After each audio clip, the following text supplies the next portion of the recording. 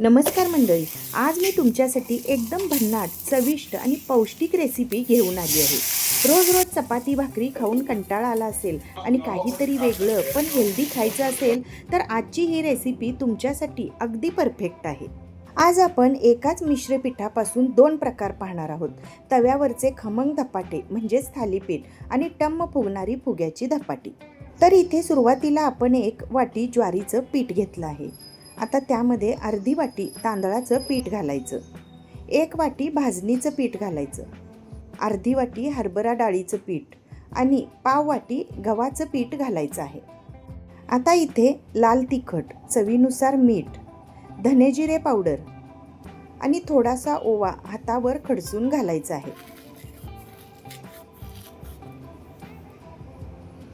आता त्यानंतर चिमूटभर हिंग घालायचं।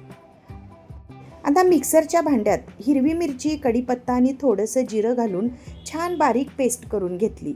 ही पेस्ट आता या पिठामध्ये घातली। आता थोडीशी हळद घालूया आणि हे सगळं मिश्रण व्यवस्थित मिक्स करून घेऊया। आता सगळे मसाले आणि पीठं एकत्र झाली की त्याचा सुगंधही किती छान येतो, अगदी घरगुती आणि पारंपरिक चवीची आठवण करून देणारा। आता थोडं थोडं पाणी घालत हे पीठ मी मळून घेतलं। ना घट्ट ना खूप सैल, अशा मध्यमसर कणकेप्रमाणे हे मळून घेतलं। आता सुरुवातीला आपण तव्यावरचे धपाटे म्हणजेच थालीपीठ करून घेऊया।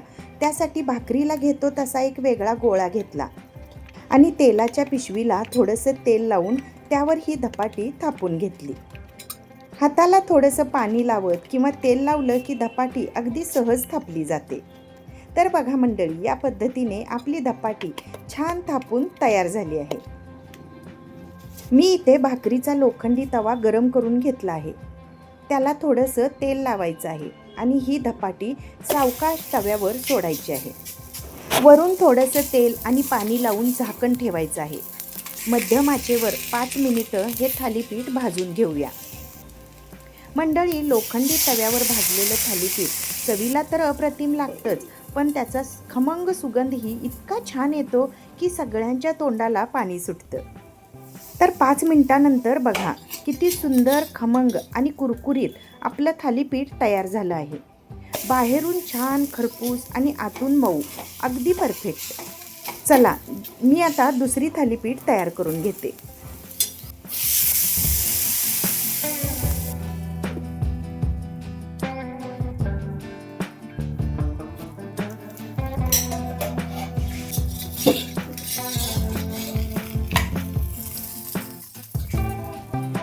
आता याच कणकेपासून आपण दुसरा प्रकार म्हणजेच फुग्याची धपाटी करणार आहोत। काही जण याला तिखट पुरी असंही म्हणतात। त्यासाठी छोटासा गोळा घ्यायचा आणि पुरीप्रमाणे हलक्या हाताने लाटून घ्यायचा आहे किंवा थापून घ्यायचा आहे। आता गरम तेलामध्ये ही धपाटी तळून घेऊया। तर बघा किती सुंदर टम्म फुगते। लहान मुलांना असे तळलेले पदार्थ खूप आवडतात, पण आपण जर अशा पौष्टिक मिश्र पिठांपासून हे पदार्थ बनवले तर चव आणि आरोग्य यांचा सुंदर मेळ साधला जातो। बाहेरच्या मैद्याच्या पदार्थापेक्षा घरच्या घरी बनवलेली ही फुग्याची धपाटी खूपच हेल्दी आणि समाधान देणारी असते। तर चला, मी पुढची धपाटी ही तळून घेते।